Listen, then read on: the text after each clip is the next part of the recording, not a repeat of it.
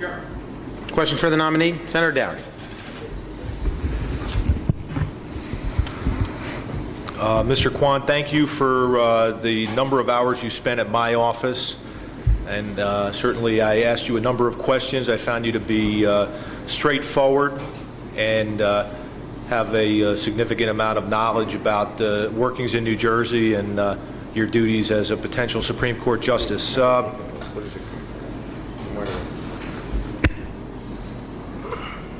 You had significant experience as a U.S. attorney. Could you please describe for me some of your more challenging cases that you had and how you handled those duties?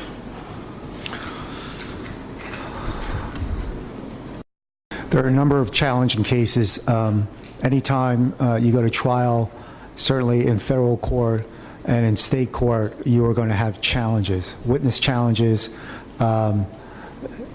issues concerning gathering the right evidence, getting admissible evidence. One of the challenges that I ever faced, and which was really illuminating for me, was when I did a trial for the first time by myself. It was one of the more immersive events that I've ever had to go through.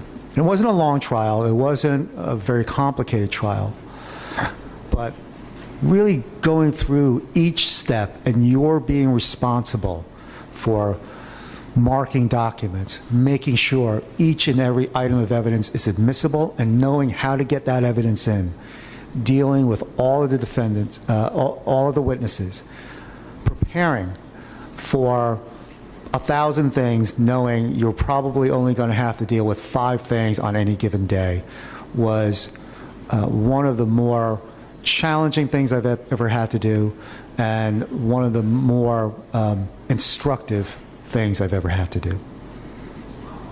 Over the years, how many trials would you say you've been involved in? I've had about 8 trials. And are you the lead attorney on those matters? On some, yes. And do you supervise other attorneys in performing those duties? Yes. What type of boss are you? I think I'm a very good boss, Senator. What qualities do you think make a good boss? I'm fair, I'm open, I'm willing, and I require people to give me what their viewpoints are. I want to probe. I want to sit down and have a critical talk of what we're talking about, what the issues are. One of the general rules I always had, both at the U.S. Attorney's Office and at the AG's office, was in preparing for a case or a motion or anything, the rule was the hardest questions that we're ever going to ever have to face should be within this room. Prepare yourself for the hard questions here, and then you'll be able to do it out there. That's what I asked of people, and that was part of the collaborative process that I hoped was helpful at my time there. Could you describe what steps you go through before you have to make a tough decision? Because a lot of times on a Supreme Court, you may have facts on both sides, and sometimes they say, you know, I think bad facts make bad laws, perhaps, is one of the sayings. And so how would you go through a process to make sure you made the right decision?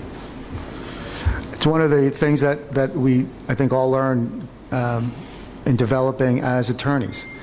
Prepare yourself. Be prepared. Read everything. Take in everything. If you have questions about things, ask questions.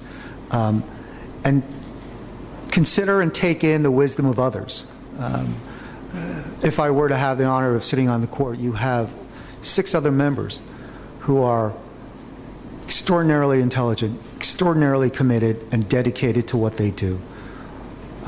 If I were to be on the court, if I were to have the honor to sit on that court, I would take advantage of that. I would, and in each case, look at the entire record. Consider all of the arguments of counsel and not prejudge anything. And then once you've taken all that in, start the analysis of coming to some type of conclusion. Those are the procedures, those are the steps that I would take. Most recently, you've served in the New Jersey Attorney General's office? Yes. And could you describe your duties? I'm the first Assistant Attorney General. We have expansive duties with respect to the 12 divisions of the department and many other groups, state police, Division of Criminal Justice, Gaming, Division of Law, Consumer Affairs, Bureau of Securities. There is a legal component to it. There's a management component to it that is very challenging as well. So I've been lucky to have been exposed to that. You're in a supervisory position, is my understanding? Yes. And how many individuals do you supervise? That's a difficult question. We have nearly 8,000 employees. So the Attorney General clearly is the head of that department. So I guess generally it would be nearly 8,000, but on a day-to-day basis, clearly that would be a lot smaller on an actual supervision level. In your duties as a public official, have you ever had to stand alone from, say, a boss or your colleagues on an important decision? And could Absolutely. you describe that? Could you describe an example? Well, I don't want to go into the specifics of those issues. I mean, they are part of our workings, both at the Attorney General's office and at the U.S. Attorney's office. As you can imagine, there are a lot of sensitive issues that go through those offices, a lot of critical, important issues for people, and they affect people very directly and very emphatically.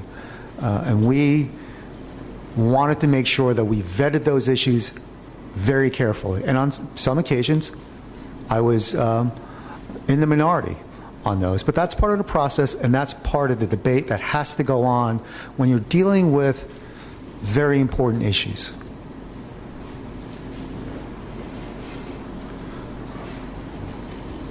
Which branch of government, we have Article 3, separation of powers, which branch of government, in your opinion, should be making policy decisions for the state of New Jersey?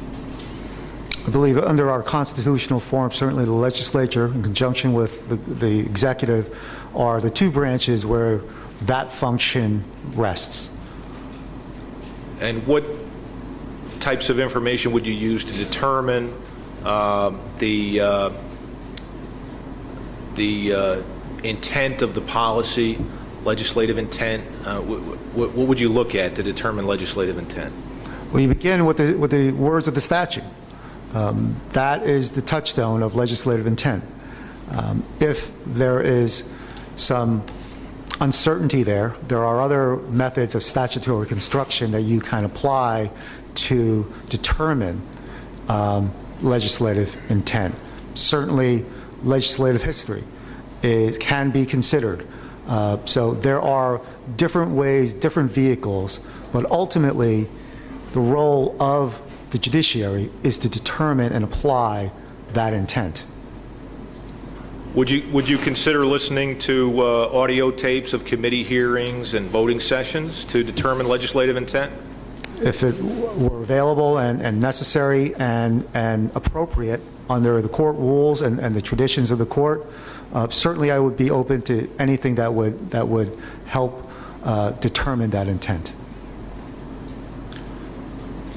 Do you believe that the Supreme Court has a role in ordering another branch of government how to vote on a particular issue? Senator, that's respectfully a difficult question for me without a proper context and a factual basis, so Okay. I wouldn't be able to answer that question directly. Okay. We talked a lot about these financial transactions as well, and it's my understanding that you had absolutely no knowledge of these financial transactions at the liquor store before they were brought to your attention via the legal action that was commenced. Is that Well, correct? prior to that, my mother did tell me about it because her bank account was being closed, but that is the first time I was aware of it. I became aware of it. I talked to her, and thankfully she had changed her practice. And it's my understanding that you advised your mother immediately that she needed to follow the particular laws and regulations regarding that issue? Yes. Did you use your influence at all to affect the outcome, contact attorneys, at all in this situation? Absolutely not. Was there any appearance of, you think there's any appearance of impropriety or conflict of interest? Maybe you had some relationship with other folks in the law enforcement community. Did you feel that, did you use any of those influences? Absolutely not. Okay. Thank you. Chairman, I don't have any more questions. Thank you, Senator.